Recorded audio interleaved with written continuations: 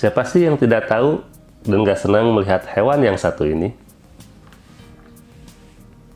Selain indah dan warnanya yang warna-warni, dia terbang ke sana kemari, menghisap sari-sari bunga, dan membuat semua orang menjadi bahagia yang melihatnya.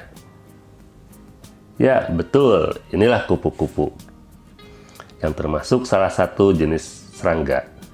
Namun, tahukah kalian bahwa kupu-kupu tidak terlahir langsung menjadi cantik, melainkan awalnya berasal dari hewan yang tidak terlalu disukai, yaitu ulat. Proses perubahan bentuk ini disebut dengan metamorfosis. Metamorfosis merupakan sebuah perkembangan biologis pada hewan yang melibatkan perubahan fisik setelah penetasan atau kelahiran sampai dengan dewasa. Metamorfosis terbagi menjadi dua. Yang pertama, metamorfosis sempurna, di mana tahapan dalam siklus hidupnya, metamorfosis sempurna ini melalui tahap kepompong atau tahapan pupa.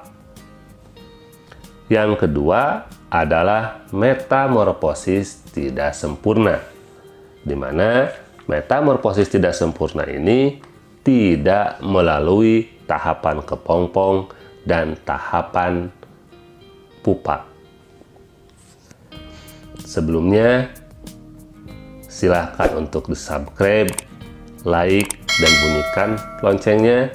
Dan jangan lupa bagikan videonya agar dapat lebih bermanfaat bagi yang lain. Mari kita simak bersama-sama proses metamorfosis kupu-kupu. Dalam tahap pertama, yaitu tahapan telur, di mana kupu-kupu betina dewasa biasanya menyimpan telurnya dalam bentuk koloni, atau ada pula yang menyimpan telurnya dalam bentuk tunggal. Bentuk telur kupu-kupu ini ada yang berbentuk lonjong dan ada yang berbentuk bulat, tergantung daripada jenis spesies kupu-kupu tersebut.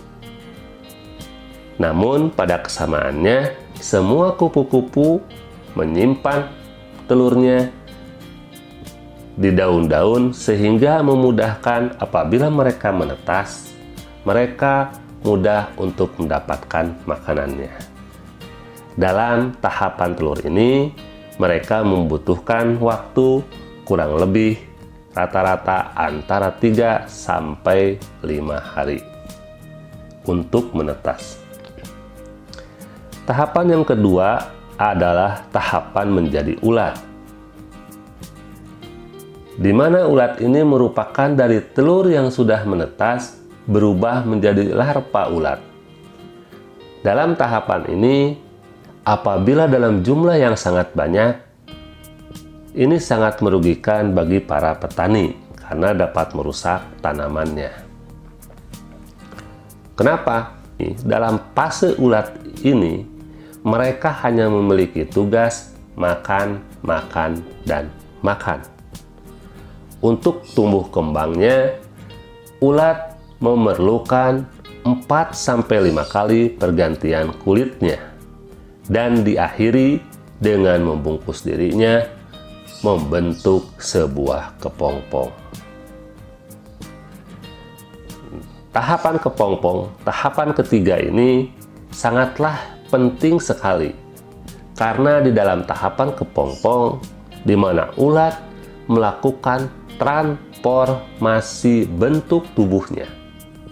Dari awalnya tidak memiliki sayap dan berubah menjadi memiliki sayap.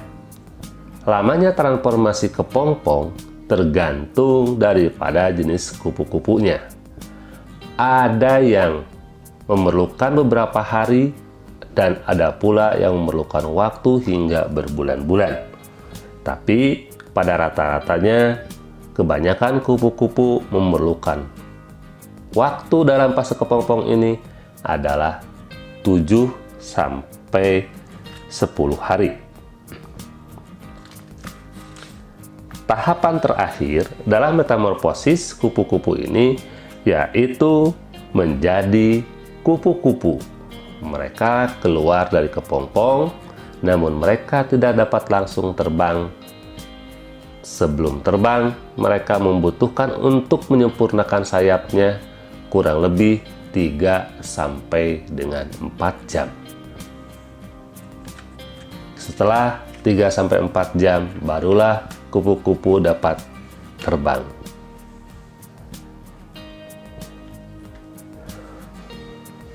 Dan kupu-kupu tumbuh menjadi kupu-kupu dewasa yang siap bertelur kembali. Jadi, kita simpulkan tahapan metamorfosis pada kupu-kupu ini. Yang pertama, tahapan telur. Yang kedua, tahapan menjadi ulat. Yang ketiga, tahapan menjadi kepompong. Dan yang keempat, tahapan menjadi kupu-kupu.